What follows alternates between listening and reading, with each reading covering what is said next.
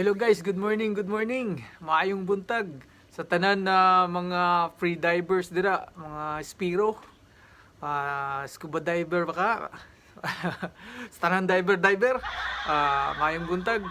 Karon magilis ko battery sa ko ang dive watch kay nalubat na. Ipakita na ko sa inyo kung saan pagilis so battery sa inyong dive watch. Ang model din sa akong dive watch guys is Suon to D4. And kanang mga D4 or D4i pareha ra man na pag-ilis na. Dali na kayo ni guys. Tara. Ilis tag battery. Oh. Din yung dive watch guys. Battery replace. So low bat na no. Di na siya mo free dive mode. Na yun sa likod. Mao ni duara ka screw guys oh. 1 2. Oh, dali ra kay ni tanggalon lang natin yung duha ka screw. Ayan, ilisan lang battery.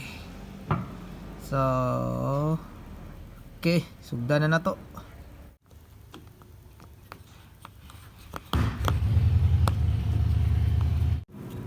So guys, itong abrihan. So wow, dabi gugaw man. So, kuha na ni. Okay.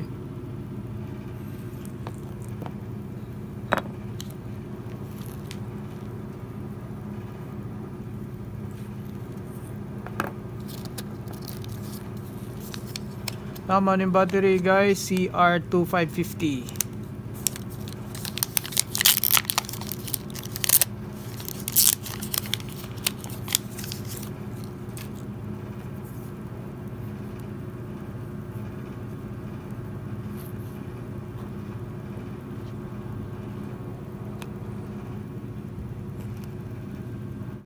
So guys, but deseran nyo ibalik ang cover, limpiwan dyan ninyo ang o-ring guys, kaya maroon di mag-leaking ang inyong dive watch.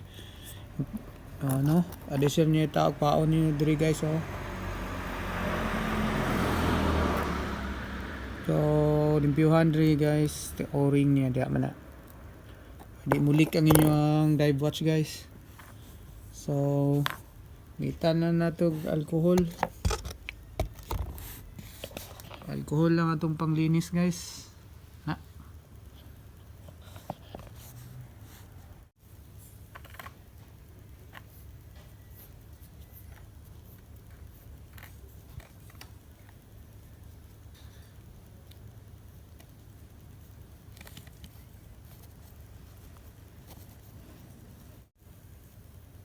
Pihat po nato ning butanganan sa o-ring guys. Di man mo agi ang tubig good. Anawa guys oh. Sa limpiwan daan di sir balik.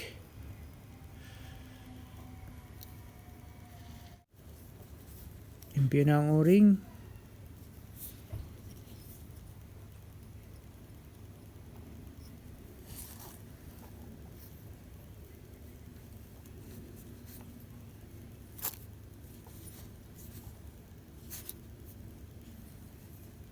Dayan sunod, ato po ning limpyuhan ng kaning puno nag-asin. Ito po ato ning punasan guys.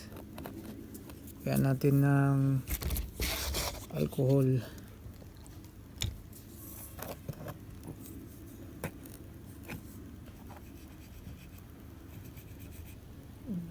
Go kay guys, ugod ng tubig diri.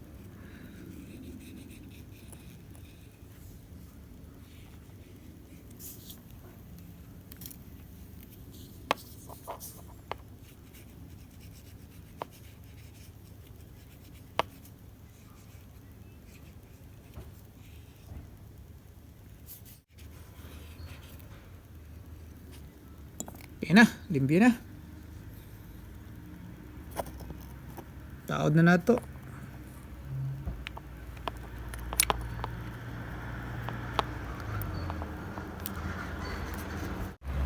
So guys, check na to. Wala na gap. Hindi masidlag tubig. guys. Battery. Okay. Okay. No. So, pwede na ni. Hopefully di masiglag tubig. So guys, sumuna na ko gilis og battery. Kini siya mga madaga na po ni siya og mga 2 years siguro. Ada siya sa pod ni ilisan malubat. So hopefully you enjoyed my video. Please like and subscribe to my YouTube channel. Bye bye. Dive safe.